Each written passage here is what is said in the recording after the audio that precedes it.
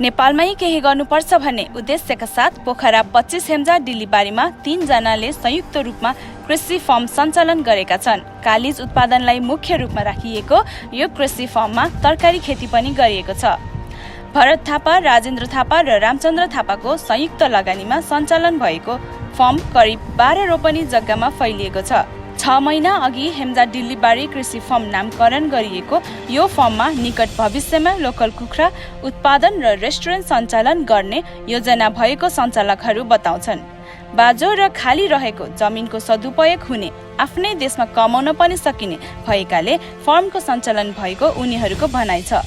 हेम्जा आफैमा कृषिको लागि नमुना ठाउँ हो। गरिरहेको र भइरहेको कृषि क्षेत्रमै केही नयाँ गर्ने उद्देश्यका स्वरूप लगानी गरिएको सञ्चालकहरू बताउँछन्। अहिले यो कृषि फर्ममा 500 कालिज रहेका छन्। कालिजको सुरक्षाका लागि तार जारी लगाई व्यवस्थित गरिएको छ। करिब 1.5 करोड लगानीमा निर्माण गरिएको कृषि फर्ममा विशेषता भनेकै एकै स्थानमा सबै थरीका कृषि हुन्। तरकारीमा उनीहरूले गोलभेडा, भेन्टा, बन्दाकोपी लगाएका छन्। 2 वर्ष परीक्षण कालको रूपमा लैजाने भएकाले तत्कालै आम्दानी गर्ने सोच नभएको उनीहरू बताउँछन्। अब युवा धेरैले सोधेछन् कि कालिज फार्म खोल्न, कृषिमा लाग्नको लागि कतिले त यसलाई पेसालाई अब गर्नुपर्छ भने जस्तो तपाईँहरूले कालिज फार्मले किन रोज्नुभयो र कसरी यो चाहिँ तपाईँहरूको भनौँ न निस्क्यो उब्जियो दिमागमा? अहिले हाम्रो यो कालिज फार्म भन्ने त अब यो अहिले पछिल्लो लहर हो।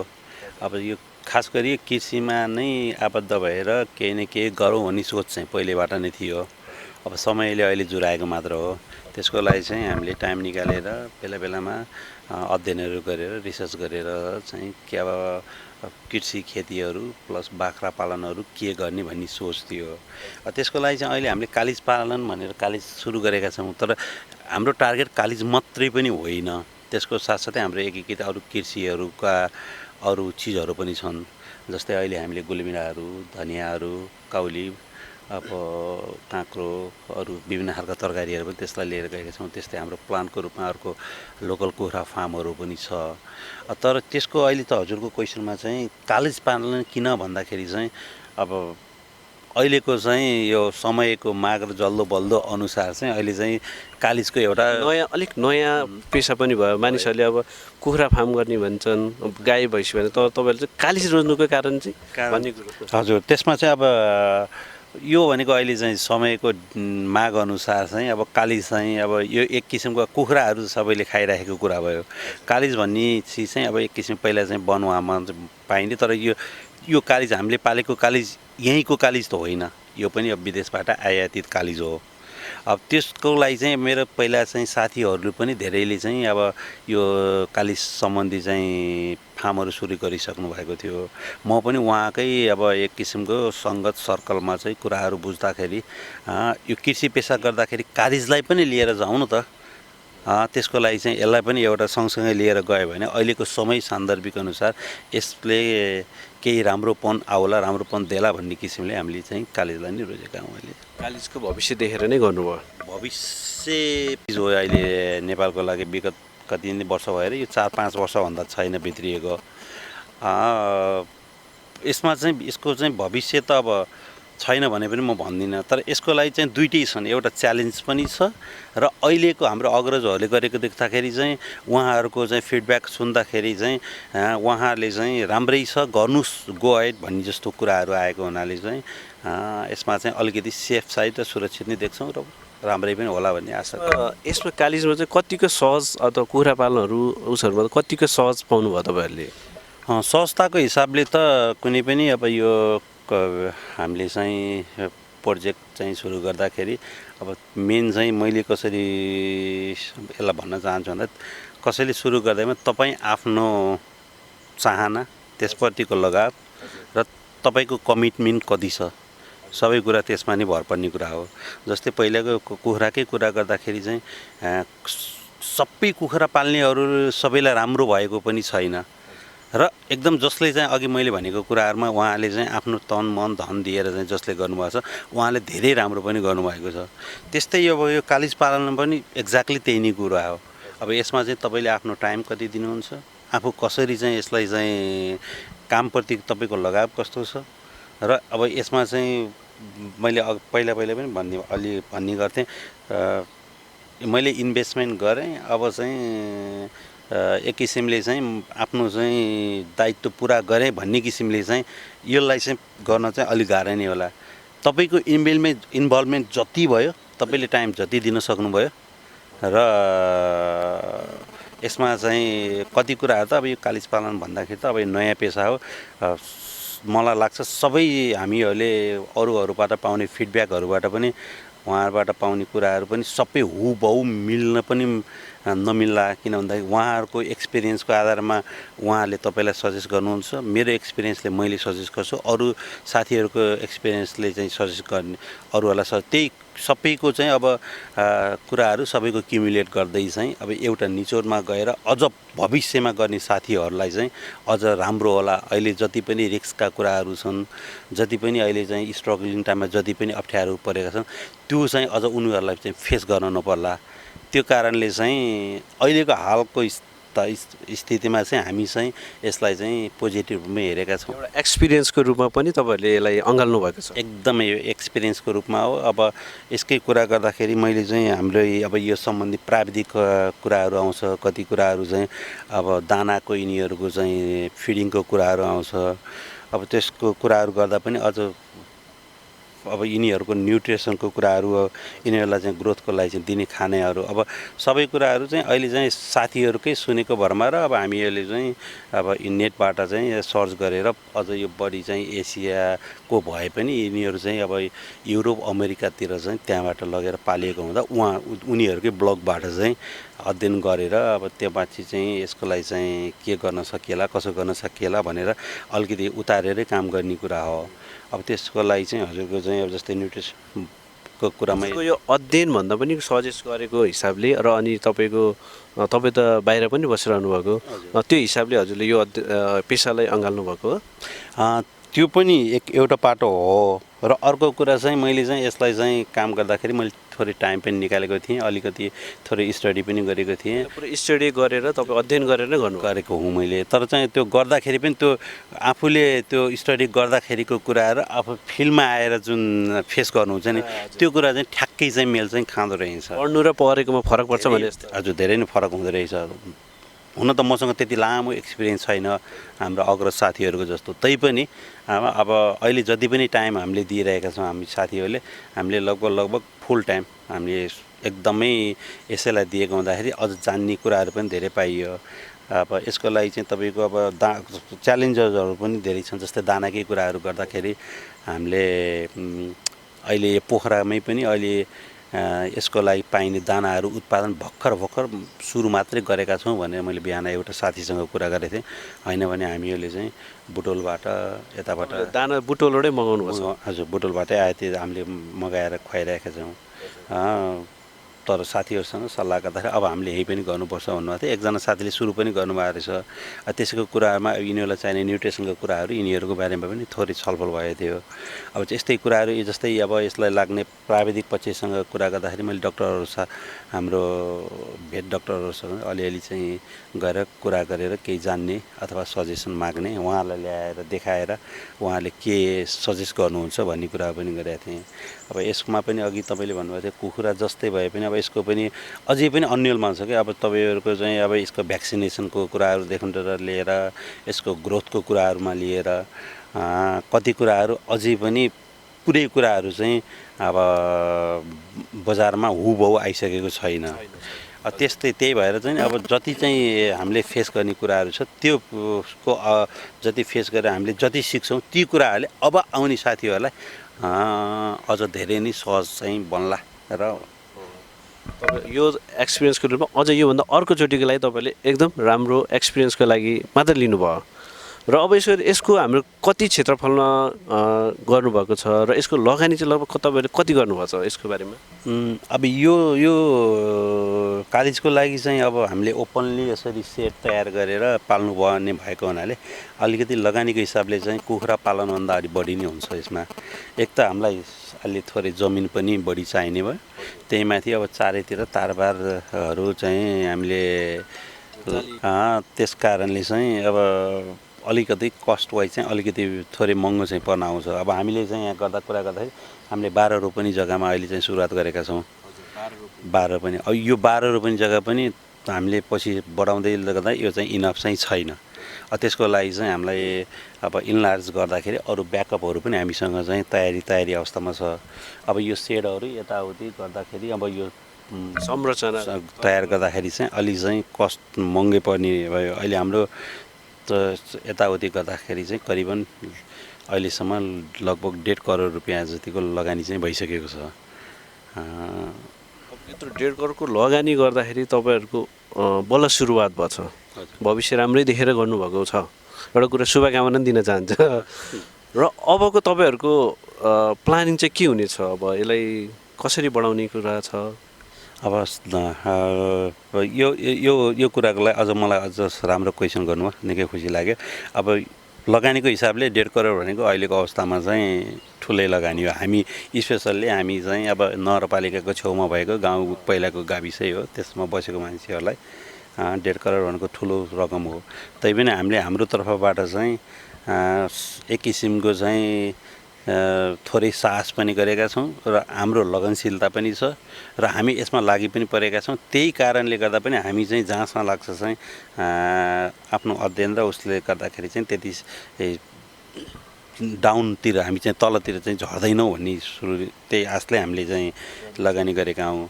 र अब यो इन्लार्जमेन्ट गर्नको लागि पनि अब अहिले यो कालिज पालन हामीले चाहिँ अझ अहिले हामीसँग चाहिँ लगभग 500 जति चल्लाहरू छन्। अब यहाँ धेरै अझ राख्न सकिन्थ्यो। अब त्यही इन्लार्ज गर्नको लागि चाहिँ अहिले नै मैले मानौँ यहाँ 3000-4000 चल्ला राखेँ भने अब एउटा चल्लालाई अहिले चाहिँ अहिलेको चाहिँ साथीहरूको बजार अहिलेको मार्केट अनुसार 1200-1500मा बेच्नुहुन्छ। त्यो हिसाबले त अझ लगानी अझ बढी हुन बरु चाहिँ ठिकै छ। यो 1 वर्षमा हामीलाई चाहिँ एउटा सिकाइको क्रम पनि हुँदैछ। अब त्यसबाट एक्सपिरियन्स पनि लिँदै गरौँ र पछि हामीलाई चाहिने इन्लार्ज गर्नको लागि चाहिने चल्लाहरू पनि यहीँ उत्पादन गरेर अब एक किसिमले आफूलाई ब्याकअप पनि भयो र सिक्दा नि सिकिएर पछि इन्लार्ज गर्न पनि सजिलो भयो भन्ने एउटा प्लान हाम्रो त्यो छ। अब अर्को कुराहरू चाहिँ यसको साथसाथै चाहिँ अब यता तलपट्टि हामीले चाहिँ एउटा यही किसिमको चाहिँ एउटा रेस्टुरेन्ट पनि खोल्ने हाम्रो चाहिँ तयारी छ। अब सायद सुरु गर्थ्यौँ होला, यो अहिले कोभिड-19 कोरोनाले गर्दाखेरि थोरै ब्याकअप भएको छौँ, तर छिटै नै सुरु गर्दैछौँ। र हामीले यसको माथिपट्टि फेरि हाम्रो अलिकति जग्गा छ त्यसमा चाहिँ हामीले लोकल कुखुराहरू का प्रजातिहरूलाई चाहिँ यसरी नै छोडेर यो सँगसँगै त्यसलाई पनि लिएर अब एक किसिमले कालिज लोकल कुखुरा तरकारीहरू र यिनीहरूलाई चाहिँ हामीले चाहिँ साथ लिएर जाने हाम्रो प्लान छ। फेस टु फेस चाहिँ त्यो कुराहरू चाहिँ हामीले अहिलेसम्म भोग्नु परेको छैन। अझ हामीले भन्नु पर्दाखेरि त सबै जति पनि अब यहाँको चाहिँ अग्रज समाजसेवी हाम्रो वडाका प्रतिनिधिहरूदेखि र सबैले चाहिँ हामीहरूलाई चाहिँ एकदमै सहानुभूति दिने प्रोत्साहन दिने, तपाईँहरूले राम्रो सुरुवात गर्नुभएको छ। एउटै कुरा मात्रै गरेर अब हाम्रो हेम्जा चाहिँ अब हजुरले भने जस्तो यो कृषिको लागि चाहिँ एउटा नमुना पहिलाको नमुना वडा क्षेत्रै हो। अब यहाँ आलुको लागि त हामीले आलु महोत्सव गरेर राष्ट्रिय रूपमै गरेर चाहिँ सबै ठाउँमा चिनाइएको पनि हो। त्यसको अलावा पनि यी कृषि सम्बन्धित कुराहरू नयाँ कुराहरू ल्याउँदाखेरि एउटा कृषि क्षेत्रलाई प्रमोट भयो। अर्को कुरा यो क्षेत्र यसैले जोडेर लग्यो भने एउटा हाम्रो ओडालाई अझ चिनाउने एउटा काम पनि भयो र त्यसमाथि हामीले पनि नयाँ एक्सपिरियन्स नयाँ गर्दा हामीलाई पनि केही लगानीकर्ताहरूलाई पनि अझ राम्रै हुने भयो। यसमा चाहिँ हाम्रो प्लस ओडाको सबैको राम्रो हुनाले व्यङ्ग्यात्मक भन्दा पनि हामीलाई सबै हाम्रो अग्रजहरूले भाइहरूले प्रोत्साहन दिनुभएको छ, बरु चाहिँ राम्रै काम गर्नुभएको छ भन्नुहुन्छ। त्यसमा चाहिँ खुसी नै छौँ। खासै त्यस्तो नलिनु होला होइन, एकदमै सही कुरा गर्नुभयो। हामीले त्यसमा चाहिँ खुसी छौँ। अझ वडादेखि लिएर तपाईँको क्षेत्रहरू सबैले तपाईँहरूलाई प्रोत्साहन रूपमा लिनुभएको छ। एकदमै भाइको कुरा पनि उहाँहरूले वडाले हाम्रो शुभचिन्तक सबै जसले पनि जोस् राम्रै गर्नुभएको छ भनेर भन्नुभएको छ। तपाईँको विषयमा तपाईँ पनि विदेश बसेर आउनुभएको, कति वर्ष एक्सपिरियन्स गर्नुभयो र वहाँ गर्न र यहाँ गर्न जुन गर्नु खोज्नुहुन्छ, अब हामी जस्तो युवाहरूलाई तपाईँकोबाट यसको एक्सपिरियन्स अहिलेसम्मको र भविष्यको बारेमा तपाईँले थोरै यस्तो हो। म पनि विदेश त्यही 4 वर्ष जति बसेँ। 4 वर्ष बस्दाखेरि लगभग अब 12 घन्टा 16 घन्टा काम गर्नु पर्थ्यो। अनि वहाँ गएपछि खासै अब कमाइ त अब दुःख गरे हुने हो, नगरे नहुने हो। अब उहाँभन्दा त्यो 16 घन्टा 12 घन्टा काम गर्नु उहाँ गर्नुभन्दा यहीँ गरौँ न होइन। अब हामीहरूले अघि आलुको कुरा गर्नुभयो, आलु पनि लगाइन्थ्यो। अब यो ठाउँमा कालिज पालियो भने अर्को ठाउँमा हामीले आलु पनि लगाइन्छ, त्यो अन्यथा त्यो होइन। अब हामीले अनुभवको आधारमा त त्यही हो, सबैले राम्रै छ, राम्रै गर्नुभएको छ भन्नुहुन्छ। त्यही नै हो, विदेशमा गर्नु गर्ने दुःख यहीँ गर्नुपर्छ भन्ने हाम्रो सोच भएको हो तिनैजनाको। अनि यस्तो गरौँ न भन्ने उसले। र जुन हाम्रो च्यानल हेरिराख्नु भएको छ, देश विदेशमा रहनुभएको जो कोहीलाई तपाईँको विदेशमा बस्ने एक्सपिरियन्स दुखाइ पीडा भन्दा यहाँको पीडा नै तपाईँलाई उचित लाग्यो? होइन, यहाँको पीडा त 100% उचित हो नि। जे गरे पनि अब आफ्नै ठाउँमा भयो, अब विदेशको ठाउँमा केही भइहाल्यो भने नि अब कसैले हेर्ला छैन, कसैले हेर्ला छैन। यहाँ भयो भने त अब एउटा साथीहरूले नि ओइ यस्तो भयो भन्ने हुन्छ होइन। अब विदेशमा बस्ने साथीहरूलाई अब त्यही हो, अब हुन त बाध्यता पनि हो। हामी यस्तो युवाहरूलाई तपाईँले आफ्नो यो कृषि फर्म र आफ्नो व्यक्तित्वबाट जुन स्वदेशमै आएर कालिजै गर्छु भन्ने एउटा भावना लिएर आउने हुन्छ नि, उहाँलाई चाहिँ तपाईँले के सन्देश? उहाँहरूलाई आउनुहुन्छ भने अब हामीहरूले नि जानेको थिएनौँ, हामीभन्दा अग्रजहरूसँग सरसल्लाह लिएर हामी यहाँसम्म आएका हौँ होइन। अब अहिले अब हामीले कर्मचारी नराखिकन अब हामीले लगानी गरेर हामीले सिकेका हौँ। हामीले सिकेको सिप, हामीले गरेको अनुभवहरू उहाँहरूलाई मजाले दिएर यसरी गर्नु होला होइन। अब हामीले पनि कतिपय ठाउँमा नजानेको कुराहरू जान्दै जान्दै आएछौँ। अब साथीहरू नै गर्नुहुन्छ भने ल यसरी गर्नु होला, हामीले पनि यो ठाउँमा यस्तो मिस्टेक भएको थियो, सुधारेर यसरी जानु होला भनेर राम्रोसँग सल्लाह दिएर हाम्रै सल्लाहबाट काम गर्नको लागि हौसला दिनेछौँ। आर्थिक कमजोर भएको युवाहरूलाई तपाईँको यो फर्मको र तपाईँको व्यक्तित्वबाट केही सुझाव सल्लाह? धन्यवाद। यसको लागि त मेन भनेको त अहिले हाम्रोमा जति यो हेम्जा डिलबारी कृषि फर्ममा 3जना पार्टनरहरू हुनुहुन्छ, उहाँहरू 3जनै होइन। उहाँ भरत मामा अनि राजेन्द्र दाई र अर्को पार्टनर भनेको मेरो सहोदर दाई हुनुहुन्छ होइन। उहाँ चाहिँ भर्खरै आउनु भएको छ। उहाँहरू चाहिँ 3जना नै विदेशमा चाहिँ स्ट्रगल गरेर दुःख देखेर यहाँ आएपछि यहाँ सरसल्लाहमा होइन। अनि मेन त अब अलिक इनिसिएट गर्ने काम चाहिँ भरत मामाले गर्नुभएको हो होइन। उहाँहरूले कुरा सल्लाह गर्दाखेरि अनि के हुन्छ यसरी गर्दाखेरि ब्याङ्कले सहयोग गर्छ कि गर्दैन पछि हामीलाई आवश्यक पर्दाखेरि भन्ने कुरा मसँग म ब्याङ्किङ फिल्डमा काम गरेको हुनाले उहाँले सोध्नु भएको थियो होइन। एकदम ठिक छ, यो चाहिँ कृषिमा भनेको चाहिँ अब अहिले भनेको सरकारले पनि एकदमै प्रमोट गरेको होइन। अनि नेपालको अर्थतन्त्रको मेरुदण्ड भनेर चिनिएको पनि कृषि नै हो होइन। त्यसमा गर्नुहुन्छ भने धेरै थोरै चाहिँ तपाईँको अर्थतन्त्रलाई सहयोग पुग्ने भयो। अनि अर्को कुरा चाहिँ तपाईँको के हुने, ब्याङ्किङ सेक्टरले चाहिँ नि अहिले चाहिँ तपाईँको जति पनि छ नि राष्ट्रिय ब्याङ्कले पछिल्लो क्रममा चाहिँ तपाईँको प्राइभेट सेक्टर लेन्डिङको लागि चाहिँ नि त्यो क्राइटेरियाहरू बढाउँदै लिएर गइरहेको छ होइन। टोटल ब्याङ्कहरूको जति पनि चाहिँ तपाईँको फन्डिङको छ त्यो चाहिँ स्पेसहरू बढाउँदै लिएर गइरहेको छ। त्यसमा चाहिँ सरकारले पनि सब्सिडी दिइरहेको हुन्छ तपाईँको 5% होइन हो। त्यो तपाईँले चाहिँ नि त्यसमा चाहिँ कृषि लोन गर्नुभयो भने 5% सब्सिडीमा पनि जान सकिन्छ।